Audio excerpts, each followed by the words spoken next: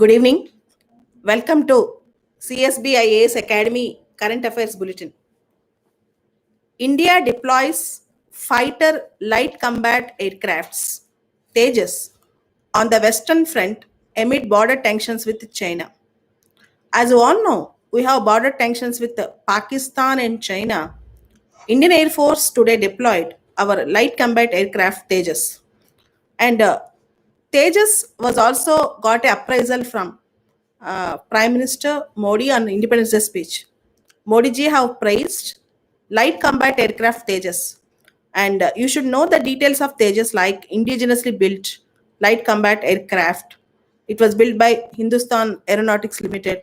So LCA light combat aircraft Tejas is very important for exam. Indian Air Force has deployed home developed, that is indigenous LCA Tejas on the western front. On the western front, that means on the west side of India's borders, along with the borders with the Pakistan. As you all know, we have escalated tension with China in the recent past in the borders, and also growing tensions with Pakistan. LCA might help India now, and at least it will act like a deterrence factor. Light combat aircraft Tejas deployment in that particular location will help as a deterrence factor. Next time, similar news is India is going to build new roads in the Ladakh region so that it is very easy to deploy the troops there. As you all know, the region is very rugged and difficult. So building new roads are very, very useful for India in future with respect to this. And today, one of the important news is COVID-19 misinformation on Facebook draws billions of views. We all know that in social media, more than genuine news, fake news are very popular. Fake news attract attention also, billions of views.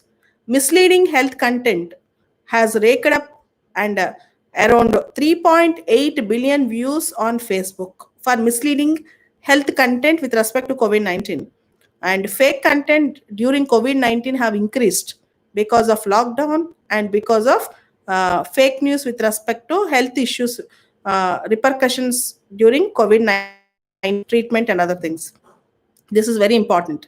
So when social media is looming large in our life, we should be very careful in taking the accepting the or in adopting the news rather than trying to judge based on the news. So don't believe all the news which you get in the social media. Next important news is thousands of government email accounts hacked by China, Taiwan said today. The Taiwan government said today, government websites and government emails, government officials' emails of Taiwan have been hacked by China. At least 10 Taiwan government agencies and around 6,000 email accounts of government officials and others important personalities in Taiwan were hacked by China. See, China Taiwan relations have a lot of tensions in the recent past, and China says that Taiwan is a part of China, but Taiwan says that Taiwan has a democratic setup and China has a communist setup.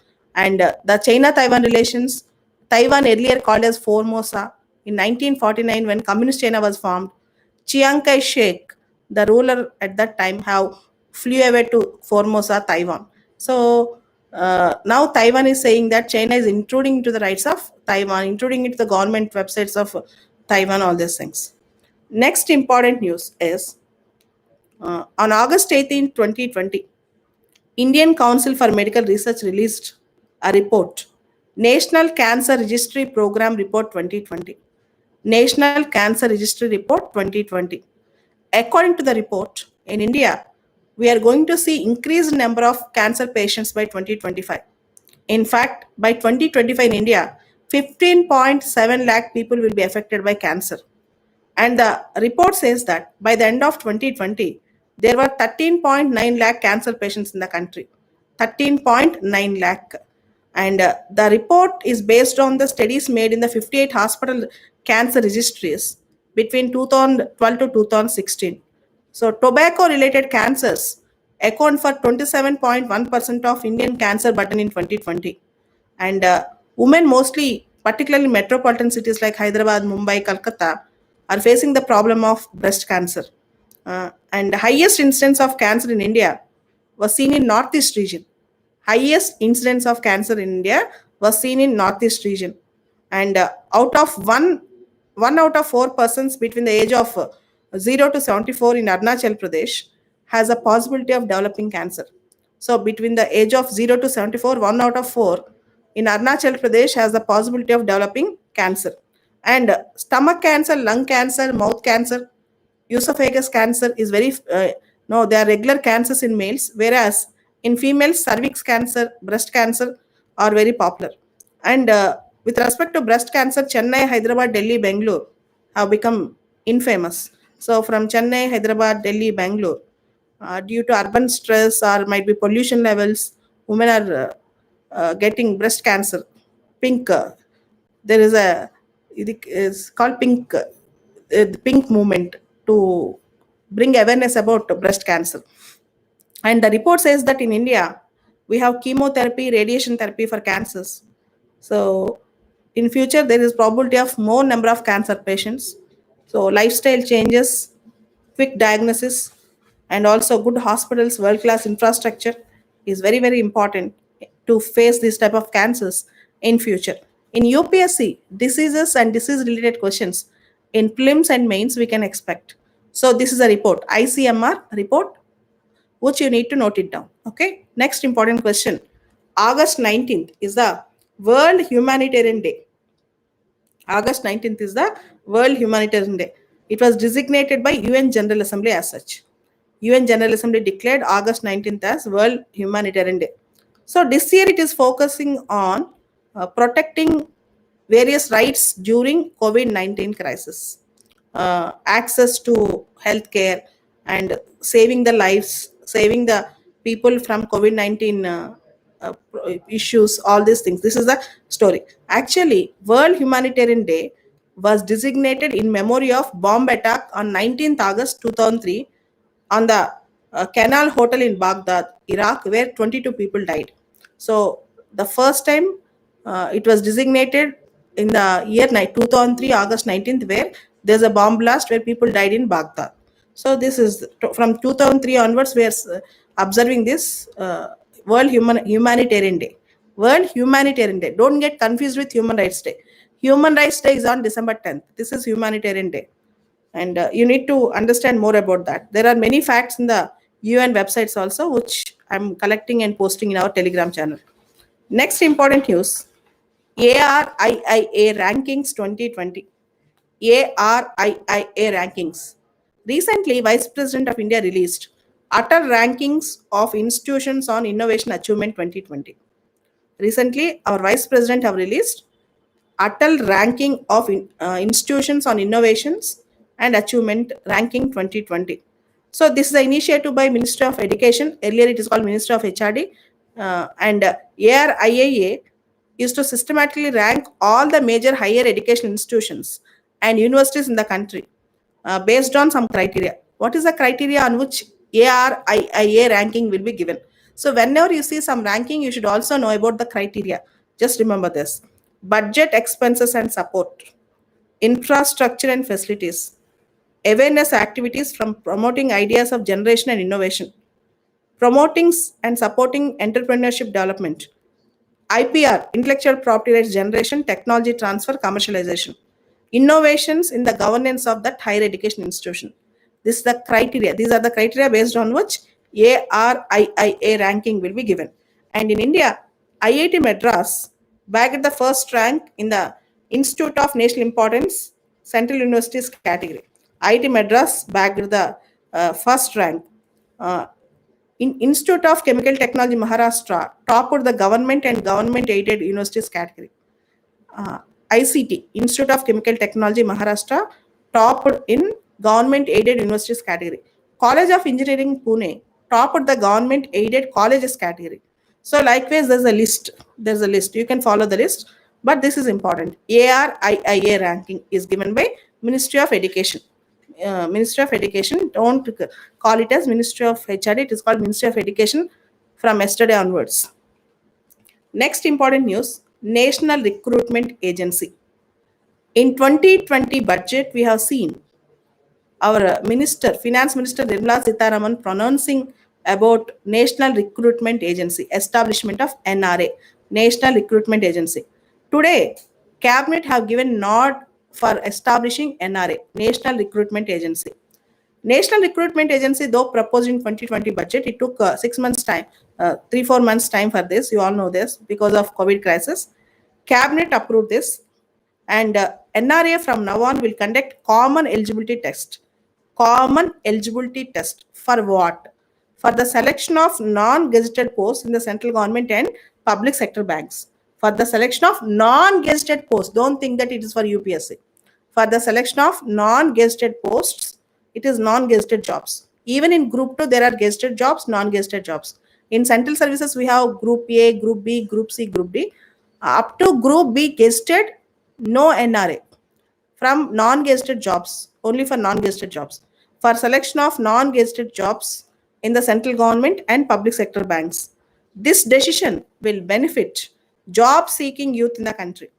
Every year, around 2.5 crore youth will be writing separate examinations, multiple examinations for various recruiting processes like Staff Selection Commission, Railway Recruitment Board, IBPS, banking sector. For all these things, they will be writing different exams. For example, if you are preparing competitive exam, even I wrote many competitive exams 1 year full.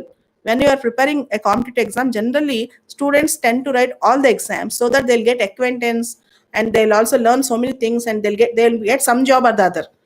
But this time, all these exams, there will be a common eligibility test or common entrance test like that.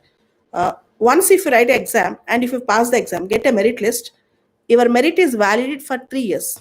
You need not write multiple exams. You need not appear for multiple exams. So it will be transparent, it will be cost effective, it will be saving time and energy for the candidate. And for example, if I write some exam, like for example, if I want to appear for SSC, if I write the exam under NRA, so they may conduct mains for me. After getting this score, after this SSC Staff Selection Commission, they might conduct mains, they might conduct interview for me. Or for example, banking. So once you get eligibility ranking or merit in that particular NRA, then this will be considered, and in future they may directly conduct interview for me or they may ask me to write mains, but this merit will sustain for 3 years so that if I fail in this exam or fail in this recruitment, I can get this scorecard to other recruitment also. So this is one advantage of that. And the next important thing, in if you see UPSC prelims mains interview, if you go up to interview also, if you did not get succeed in the interview, again you have to start from prelims. That process will not happen in this type of things because you can maintain the scorecard for 3 years. And the other important factor, which they have not discussed much, is even the state governments can use this score for the recruitment. NRA, National Recruiting Agency, can share this with the state governments also. If the state government have a cost sharing agreement, if they share the cost to conduct this examination and the entire process, even state government can have the access to the information of NRA scoreboard, so that they'll also recruit the candidates from NRA. So it means from now on, if you write a single exam, you can get that scoreboard from NRA. Even there's a possibility that you can get state government jobs also very easily with a single exam. So it is very advantageous, I can say. And next important, and remember, this is only for eligibility. You won't get right to employment once you pass NRA. If you pass the common eligibility test conducted by National Recruiting Agency, that does not mean that you directly get employment. Based on merit, they may conduct other test, that is mains test or interview. It is up to them. So this is important news today. And next important news is integrated regional offices for Ministry of Environment, Forest and Climate Change. Integrated regional offices. There's a major organizational structure change in Ministry of Environment, Forest and Climate Change offices across the country. 29 Ministry of Environment offices now have become 19 for better efficiency and reduction in administrative delays. What is this integration of regional offices? What is this integrated regional offices? Integrated regional offices means, for example, we have National Tiger Conservation Authority, we have Central Zoo Authority, we have Forest Survey of India, we have Wildlife Crime Control Bureau, Now all these offices will come under one single roof. All these offices will come under one single roof. There will not be any delay. There will be better coordination, and there will be integration of work, and more importantly, timely and effective delivery of services. Timely and effective delivery of services. And it is very easy for the stakeholders also, so that optimum utilization of resources can happen in a less time. And it is also very easy to access single office rather than multiple offices and duplication. So this is the advantage of having integrated regional offices. Ministry of Environment, Forest and Climate Change now is undergoing a organizational restructure where 29 offices now are becoming 19. 29 offices now are becoming 19 integrated regional offices of the MOE FCC, Ministry of Environment, Forest and Climate Change. Okay. For example, in Nagpur, National Tiger Conservation Authority regional office will be merged into Ministry of Environment office. So like that. Next important news, Mysore. Mysore Zoo receives 3 African hunting cheetahs from South Africa. Mysore Zoo, African hunting cheetahs. 3 African hunting cheetahs from South Africa have landed in Mysore Zoo. Uh, Earlier, we used to have that, but Mysore Zoo, from last 2 years, there is no hunting cheetah. Hyderabad Zoo Park also have a pair of hunting cheetahs. So cheetahs are very important. Cheetahs conservation is also very important. Kindly read about cheetahs. Kindly read about cheetahs. Cheetahs almost in wild extinct in India. Extinct in India long back. So you need to read about cheetahs. Next important news, Indian Railways to use Ninja, Ninja, Ninja drones. Indian Railways to use Ninja unmanned aerial vehicles for security and surveillance. You all know that there are various issues in our railways like railway protection, railway track protection, railway station premises, railway workshops. For all these things, without depending on manual or human resource, railway is now planning to have Ninja unmanned aerial vehicles, that is Ninja drones, for security and surveillance to monitor its assets and ensure the safety of passengers. The railways have procured Ninja unmanned aerial vehicles. Unmanned aerial vehicles, this is important. Next important news is Mauritius oil spill. You all know that 2 days back we have discussed. The Japanese ship entered into Mauritius waters, and there was an oil spill in Mauritius. India also helped Mauritius in that. Satellite images have captured that boats are trying to remove the wreckage of Japanese owned ship that was that spilled oil in the Mauritius waters. In fact, the name of the ship is MV Wakashio. Wakashio. Wakashio. You may get a question. What is MV Wakashio, which is in news recently? MV Wakashio. MV Wakashio. It actually hit a coral reef in near Mauritius. The name of the coral reef is Point D Esney. Point D Esney. POINTE. Point DESNY. So you might get a question on coral reefs also, because Great Barrier Reef in Australia, here the accident near coral reef, all those things. So marine environment, marine biodiversity, Mauritius economy, Mauritius tourism, all these things are dependent on this. No, and Mauritius is not well equipped to deal with that. It don't have that such a large scale oil spill management plan in Mauritius right now.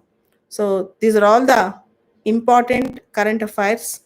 We'll meet tomorrow with other current affairs. Thank you.